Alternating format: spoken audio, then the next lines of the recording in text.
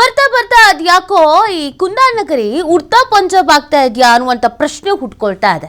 ಯಾಕೆ ಇದನ್ನ ಹೇಳ್ತಾ ಇದ್ದೀವಿ ಅಥವಾ ಇದನ್ನ ಹೇಳಕ್ ನಮಗೂ ಕೂಡ ಬೇಸರ ಅನಿಸ್ತಾ ಇದೆ. ಬಟ್ ಅಲ್ಲಿನ ಪರಿಸ್ಥಿತಿ ಹಾಗಾಗ್ತಾ ಇದೆ. ಶಾಲಾ ಕಾಲೇಜು ವಿದ್ಯಾರ್ಥಿಗಳಿಗೆ ಗಾಂಜಾ ಸಿಗ್ತಾ ಇದೆಯಾ? ಇದೊಂದು ಆಘಾತಕಾರಿ ಬೆಳವಣಿಗೆ. ಇದು ಕುಂದಾನಗರಿನ ನಮ್ಮ ಕುಂದಾನಗರಿ ಹೀಗಾಗ್ಬಿಡ್ತಾ? ಶಾಲಾ ಕಾಲೇಜು ವಿದ್ಯಾರ್ಥಿಗಳ ಕೈಗೆ ಗಾಂಜಾ ಸಿಗ್ತಾ ಇದೆಯಾ? ಗಾಂಜಾ ಸೇವಿಸ್ತಾ ಇದ್ದವರಲ್ಲಿ ವಿದ್ಯಾರ್ಥಿಗಳೇ ಹೆಚ್ಚು ಅನ್ನೋ ಆಘಾತಕಾರಿ ವಿಚಾರ ಇದೀಗ ಬಯಲಾಗ್ತಾ ಇದೆ. ಡ್ರಗ್ಸ್ ಮುಕ್ತ ಬೆಳಗಾವಿಗೆ ಪೊಲೀಸ್ ಕಮಿಷನರ್ ಪಣ ತೊಟ್ಟಿದ್ದಾರೆ. ವಿದ್ಯಾರ್ಥಿಗಳ ರಕ್ಷಿಸೋದಕ್ಕೆ ವೈದ್ಯಕೀಯ ಪರೀಕ್ಷೆಗೆ ಪ್ಲಾನ್ ಮಾಡ್ಕೊಂಡಿದ್ದಾರೆ. ರಕ್ತ ತಪಾಸಣೆ, ಆರೋಗ್ಯ ತಪಾಸಣೆ, ನಡವಳಿಕೆ ಮೇಲೆ ನಿಗಾ ಇಡೋದಕ್ಕೆ ಪ್ಲಾನ್ ಮಾಡ್ಕೊಂಡಿದ್ದಾರೆ.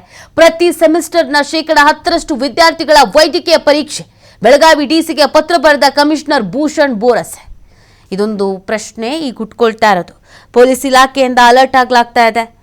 ಬಾಳಿ ಬದುಕಬೇಕಾಗಿರೋದು ನಮ್ಮ ಮುಂದಿನ ಪೀಳಿಗೆ ಅಂತ ನಾವೇನು ಕರಿತೀವಿ, ಯುವ ಪೀಳಿಗೆ ಅಂತ ಏನು ಕರಿತೀವಿ, ಯುವಕರ ಕೈಲಿ ದೇಶ ಕೊಡಬೇಕು ಅಂತ ಏನು ಅನ್ಕೊಂತೀವಿ, ಅಂಥವರು ಡ್ರಗ್ಸ್ನ ಚಟಕ್ಕೊಳಗಾಗ್ತಾ ಇದ್ದಾರಾ, ಗಾಂಜಾ ಸೇವಿಸ್ತಾ ಇದ್ದಾರಾ? ಆಘಾತಕಾರಿ ಬೆಳವಣಿಗೆ ಇದು.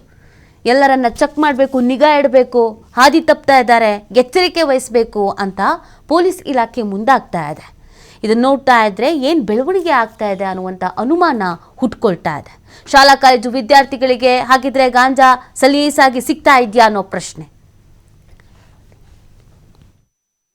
ಇದರಲ್ಲಿ ನಾವು ನಾರ್ಕೋಟಿಕ್ಸ್ ಮುಕ್ತ ಬೆಳಗಾವಿ ಮಾಡೋಣ ಅಂತ ನಿರ್ಧಾರ ಮಾಡಿದ್ದೀವಿ ಮತ್ತು ಆ ದಿಕ್ಕಿನಲ್ಲಿ ಸಾಕಷ್ಟು ಪ್ರಯತ್ನ ಕೂಡ ಮಾಡಿದ್ದೀವಿ.